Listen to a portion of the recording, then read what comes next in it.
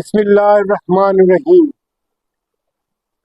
खैर बांटो अपने किरदार से, अपनी ज़ात से, अपनी ज़बान से, अपने अल्फाज से, अपने इखलाक से, अपने कलम से, क्योंकि खैर बांटना एक ऐसी चीज़ है जो कि अल्लाह के फजल से वापस आपकी तरफ लौट कर आती है।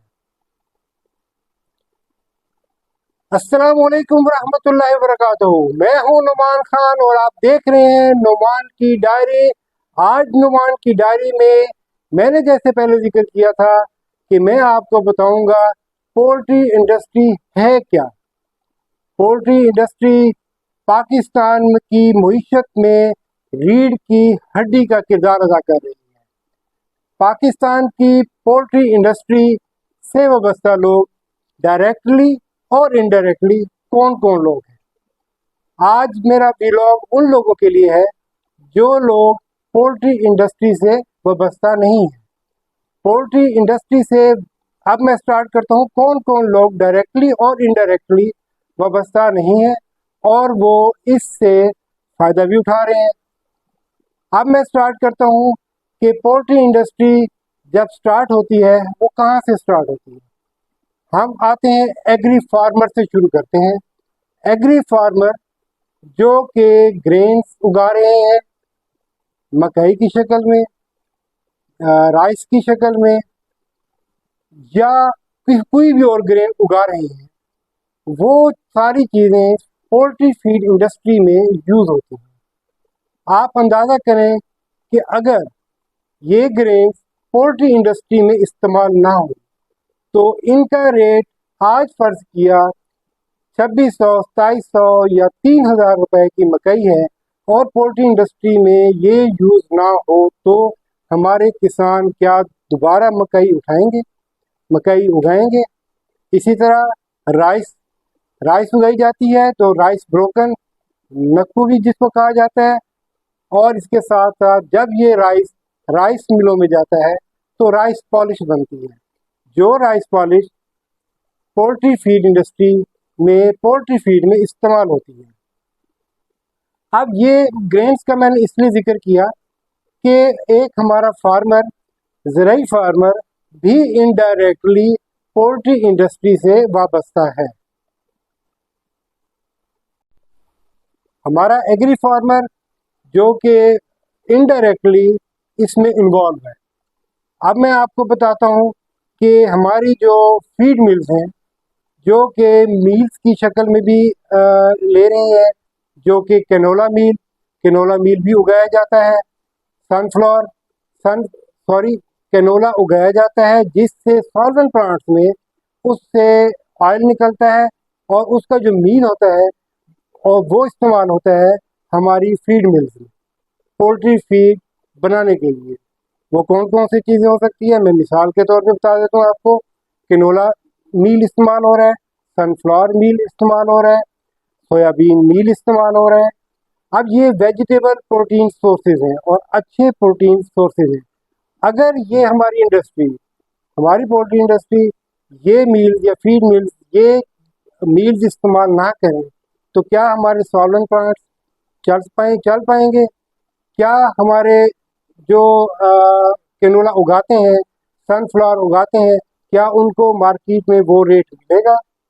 हरगिज़ नहीं मिलेगा। जैसे अगर मकई का इस्तेमाल बंद हो जाए तो फीड बन नहीं सकती, जब फीड नहीं बन सकेगी तो फिर जो उगाने वाले लोग हैं, जो हमारे फार्मर हैं, जो कि हमारा पाकिस्तान एक ज़राई मुल्क है, बचपन से हम पढ़ते आ रहे हैं कि ज़राई मुल्क है, तो क्या वो फार्मर जो मकई की फसल लेता है अपनी ज़मीन से क्या वो उगाएगा? क्या वो चावल लगाने वाले लोग चावल उगाएंगे? नहीं उगाएंगे, क्योंकि उनको जो रेट्स मिल रहे होते हैं वो पोल्ट्री फीड से ही मिल रहे होते हैं इनडायरेक्टली।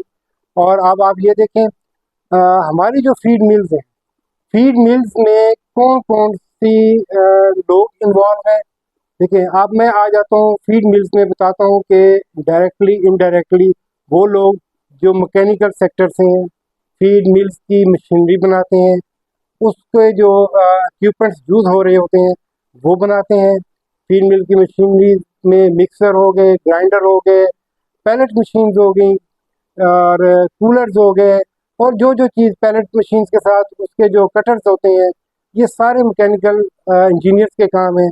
क्या वो जो मैकेनिकल इंजीनियरिंग के काम कर रहे हैं, क्या उनके कारोबार मुतासिर नहीं होंगे? तो इनडायरेक्टली पाकिस्तान पोल्ट्री इंडस्ट्री से या पोल्ट्री इंडस्ट्री से ये लोग भी इन्वॉल्व है, हमारी इंडस्ट्री के साथ चल रहे हैं, साथ के साथ इनका बिजनेस भी जो है ना वो रन कर रहे हैं। इनके इनके हाँ जो लेबर इस्तेमाल हो रही है, उनके घरों का चूल्हा भी इसी पोल्ट्री इंडस्ट्री के मुरहुने में है। अब आप आ जाएं फीड मिल्स में, कितने लोग जो है ना लेबर इस्तेमाल हो रही होती है। आप एक वेटनरी डॉक्टर से लेके न्यूट्रिशनिस्ट से लेके फील्ड में जो काम कर रहे हैं doctors, veterinarians, animal sciences, poultry sciences, animal husbandry के ग्रेजुएट्स, जो कि पोल्ट्री हस्बेंड्री के ग्रेजुएट्स जो मार्केट में फिर रहे हैं, सर्विसेज दे रहे हैं फार्म्स को, और वो लोग भी पोल्ट्री इंडस्ट्री से डायरेक्टली इनडायरेक्ट बोल के ये तो डायरेक्टली ही इन्वॉल्व है इसमें। अब उसके अंदर अकाउंट्स के शोबे भी आ गए, वो भी पोल्ट्री इंडस्ट्री से रिलेटेड हो गए। अब हमारे जो फीड तैयार हो चुकी है, अब वो फीड तैयार होके फार्म्स पे चली जाती है। अब मैं फार्म्स का जिक्र करता हूँ आपसे। हमारे जो फार्म्स हैं, आजकल इन्वायरमेंटल कंट्रोल शेड्स बन रहे हैं, वो फार्म्स बन रहे हैं।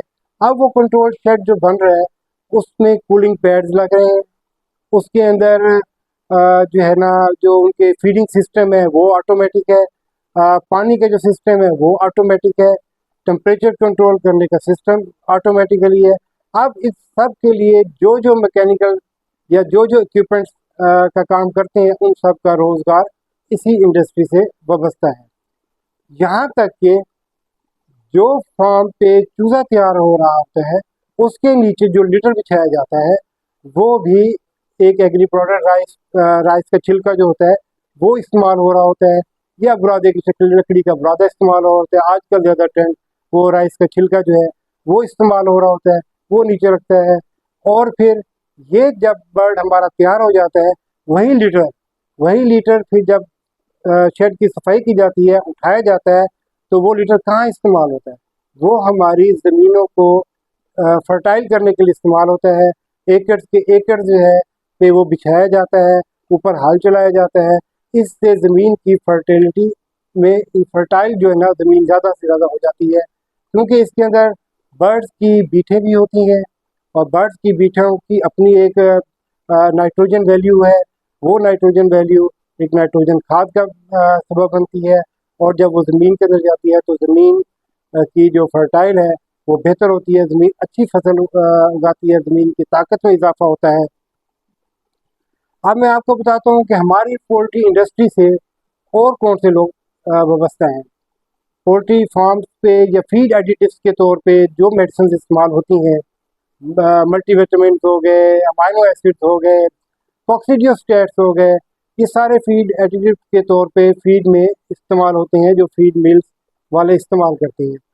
उनकी जो फैक्ट्रीज़ हैं जो ये बना रही हैं, वो भी हमारे साथ वाबस्ते हैं इस इंडस्ट्री से।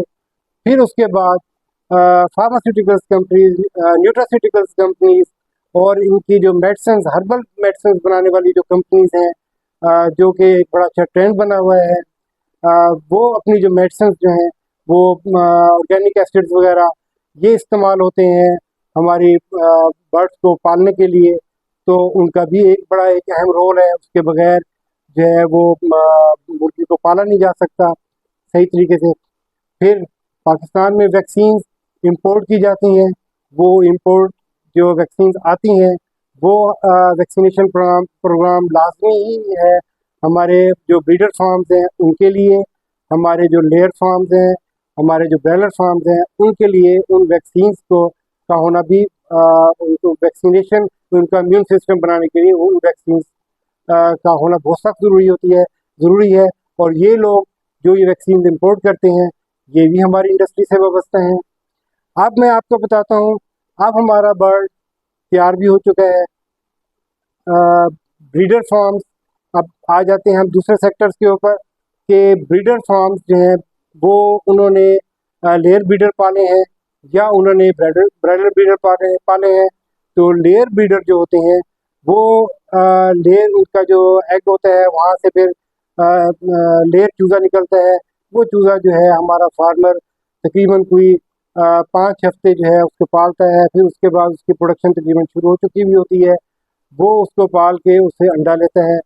अब दूसरी तरफ, एक तरफ अंडा आ गया, दूसरी तरफ हमारा बर्ड जो ब्रायलर बर्ड है, ब्रायलर ब्रीडर से निकला, वो आ जाता है हमारे फार्म्स पे फिर वो पलता है तकरीबन कोई 42 डेज 45 डेज में, जब 2.5-3 किलो तक का बर्ड हो जाता है वो मार्केट किया जाता है। अब जब वो मार्केट किया जा रहा है उस वक्त, अब ये दोनों आइटम्स, एग्स भी और ब्रायलर मीट भी, ये दोनों कहाँ कहाँ इस्तेमाल होते हैं। अब हमारा जो अंडा है ये घरेलू सतह पे तो इस्तेमाल हो रहा है, हमारे बच्चों के लिए ज़रूरी है, नौजवानों के लिए ज़रूरी है, बुज़ुर्गों के लिए ज़रूरी है।